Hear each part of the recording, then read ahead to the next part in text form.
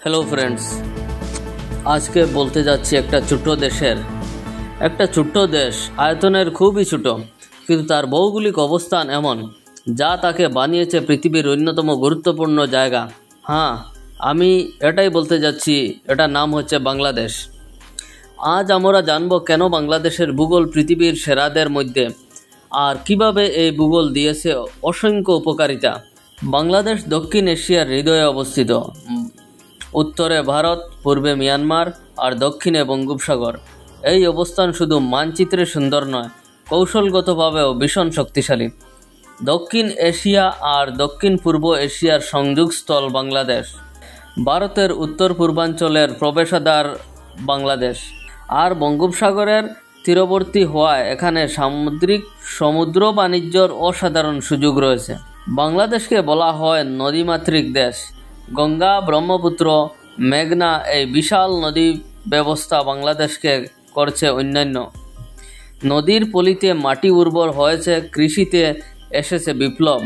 মাছ, পানি আর নৌ পরিবহন সবই বাংলাদেশের ভূগোলের উপহার। তাই খাদ্যর স্বয়ংসম্পূর্ণতা এসেছে, আর কৃষিপণ্য রপ্তানিতে বাংলাদেশ আজ বিশ্বের চোখে। বাংলাদেশের দক্ষিণে রয়েছে বিশাল বঙ্গোপসাগর। এটি শুধু সমুদ্র নয়, সম্ভাবনার সোনার খনি। এখানে রয়েছে তেল আর গ্যাসের ভাণ্ডার, সামুদ্রিক মাছ আর চিংড়ি রপ্তানির সুযোগ, আর আন্তর্জাতিক সামুদ্রিক বাণিজ্য রুটের অংশ হওয়ায় এর কৌশলগত গুরুত্ব অপরিসীম। এ কারণেই ভবিষ্যতে ব্লু ইকোনমি বাংলাদেশের অর্থনীতি বহুগুণ বাড়াতে সাহায্য করবে। বাংলাদেশে 4 ঋতু স্পষ্টভাবে অনুভূত হয়। উষ্ণমণ্ডলীয় জলবায়ু কৃষি ও জীববৈচিত্র্যের জন্য একেবারে উপযুক্ত। ধান, পাট, চা, আম, লিচু অসংখ্য ফসল জন্মে। সুন্দরবন, পাহাড় আর চা বাগানের মতো প্রাকৃতিক সৌন্দর্য জলবায়ুর দান, আর এই বৈচিত্র্য কৃষি, পর্যটন আর শিল্পে একসাথে সমৃদ্ধ এনে দিয়েছে। বাংলাদেশের ভূগোল প্রাকৃতিক প্রতিরক্ষাও দিয়েছে। পূর্বে পাহাড়, দক্ষিণে সমুদ্র আর দক্ষিণ পশ্চিমে সুন্দরবন, সবই প্রাকৃতিক ঢাল। জলোচ্ছ্বাসের গতি সুন্দরবন কমিয়ে দেয়। পাহাড় আর সমুদ্র মিলিয়ে বাংলাদেশকে দিয়েছে এক বিশেষ সুরক্ষা। বাংলাদেশ আসলে এক ট্রানজিট কান্ট্রি। ভারত, চীন, নেপাল, ভুটান আর মিয়ানমার সবাই বাংলাদেশের ভূমি বা সমুদ্রপথ ব্যবহার করতে চায়। চট্টগ্রাম আর মোংলা বন্দর আজ দক্ষিণ এশিয়ার বাণিজ্যের কেন্দ্র হয়ে উঠেছে। সড়ক আর রেল নেটওয়ার্ক বাংলাদেশকে আঞ্চলিক হাব বানাচ্ছে।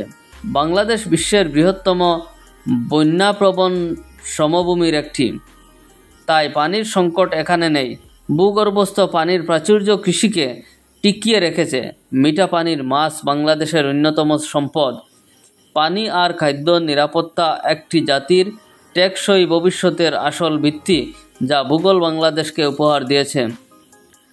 বাংলাদেশের ভূগোল ভূরাজনীতিতেও গুরুত্বপূর্ণ।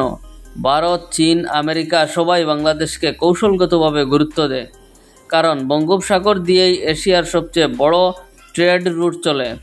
ফলে বাংলাদেশ আঞ্চলিক শক্তির ভারসাম্য প্রধান ভূমিকা রাখতে পারে। অবশ্যই ভূগোল বাংলাদেশের জন্য শুধু আশীর্বাদ নয়, চ্যালেঞ্জও। বন্যা, ঘূর্ণিঝড়, নদীভাঙ্গন মানুষকে প্রতিনিয়ত পরীক্ষা নেয়, তবে এটাই দিয়েছে অভিযোজন ক্ষমতা। কৃষি ব্যবস্থা বদলেছে, প্রযুক্তি ব্যবহৃত হচ্ছে, আর এই অভিজ্ঞতা বাংলাদেশকে জলবায়ু পরিবর্তনের বিরুদ্ধে বিশ্বের উদাহরণে পরিণত করছে।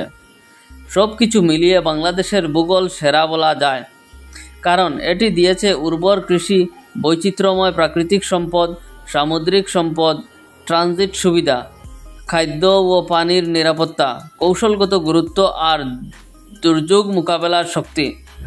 এমন বহুমুখী সুবিধা খুব কম দেশেই পায়।